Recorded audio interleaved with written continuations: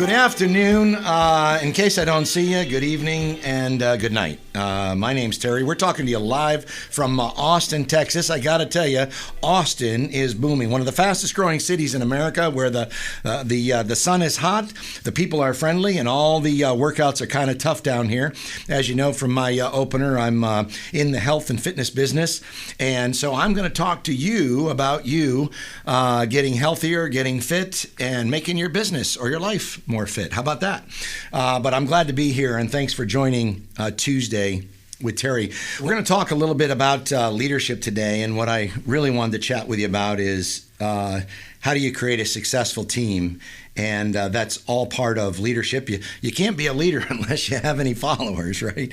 So one of the things we talk about today is leadership. But, you know, I have a saying, and it goes like this: you get what you allow. Either you get excuses or you get results. And so when you take a look at your team, I'm going to give you a couple tips here to review, but I want you to take a look at your team, and I just want you to go through a couple of questions and go through your team. These are people who are direct reports for you. If you're in a leadership position, you probably have some direct reports, but are your people helping, or are they hurting?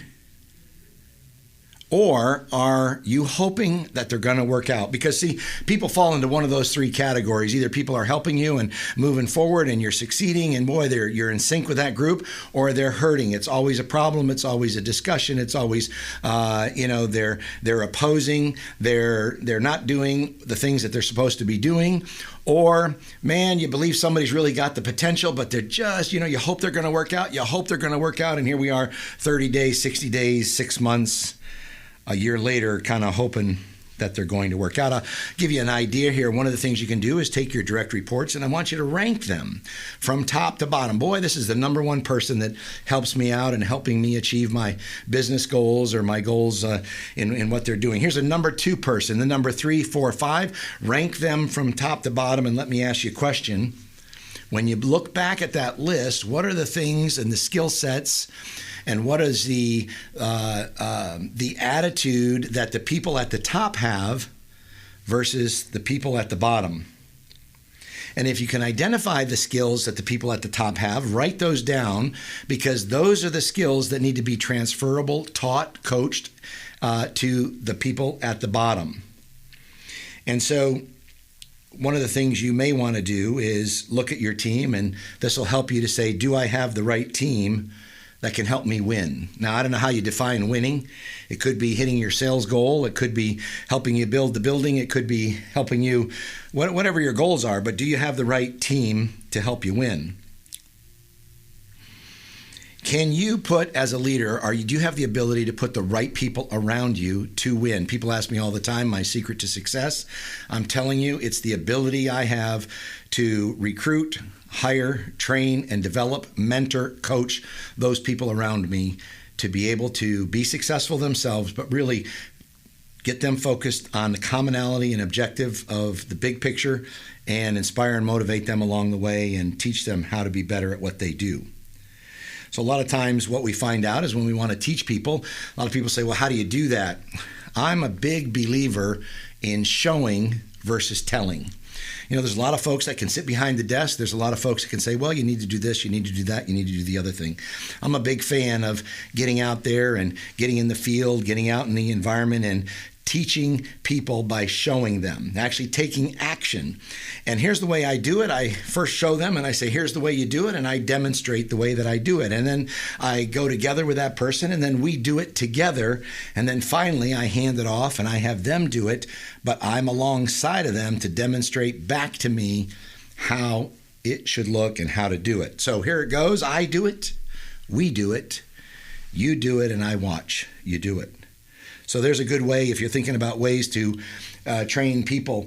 Dale Carnegie said it best, observation, imitation, repetition, right? You observe someone doing it, you parrot them, you repeat that process, and you imitate, sorry, you're going to have to cut this. It's observation, imitation, repetition. You observe them doing something, you imitate that performance, and then you repeat and repeat and repeat. And we know this, that repetition is the mother of learning. That's how we ingrain it into our memory, and that gives you the ability to talk on script, off script, and get the job done the way you want it. What happens is, as you do this and you train people and you teach them the fundamentals, over time, people are either really inspired or they get the skill set or they don't. But what you're going to come down to is you're going to find that people are either unwilling or unable. I get the chance to fly a lot, and when I fly a lot, I don't always fly first class. I like to get the exit row in an airplane. When I fly in the exit row, it gives me a little bit more leg room, but every single time before we take off, the flight attendant comes back and gives us the little speech, and then at the end of that speech, she says, if any of you are unwilling or unable, I'd be happy to reseat you. And I use that phrase in work and in life is some of the people on your team. If it's not working out, or you're hoping that it's going to work out and it's still not working out, you need to put them in one of these two categories, or they're probably either unwilling or they're unable. If they're unable, what that means is they need a little bit more training. They need a little bit more coaching. They need to get back to basics, back to the fundamentals. If they are, in fact, unwilling, they know the basics, they know how to do it, they're just simply not doing it. It's probably time for a attitude adjustment. And at that point, you're going to have to make a decision. You're either going to have to train them or you're going to have to trade them. Train them or trade them is you can't keep having people on your team that don't get results, that don't focus on the end product, or not helping you to win. What type of team are you building? Are you long to hire and quick to fire? I can't tell you how important it is to look at results and measure the results of the team, in fact, that you are building. You know, there's a big difference between knowing what to do and doing what you know. I like to play a game sometime with the folks that I work with, and a game we all played when we were kids. It's the simple game of Simon Says. You remember that game? You would play it at recess, and the game of Simon says there's one person that leads the group, and they use the two words Simon Says, and if the whole group does what Simon says, the words precede it, you do the action. Simon says, raise your hand, everybody raises the hand. But if you say Simon says, or you say raise the hand without the word Simon Says, and somebody does it, you're out. Well, I'm just telling you, we all know how to play that game, but it's very difficult for us to remember how to play the game or how to actually perform the game or how to complete the game. We continue to make mistakes. We continue to have speed bumps.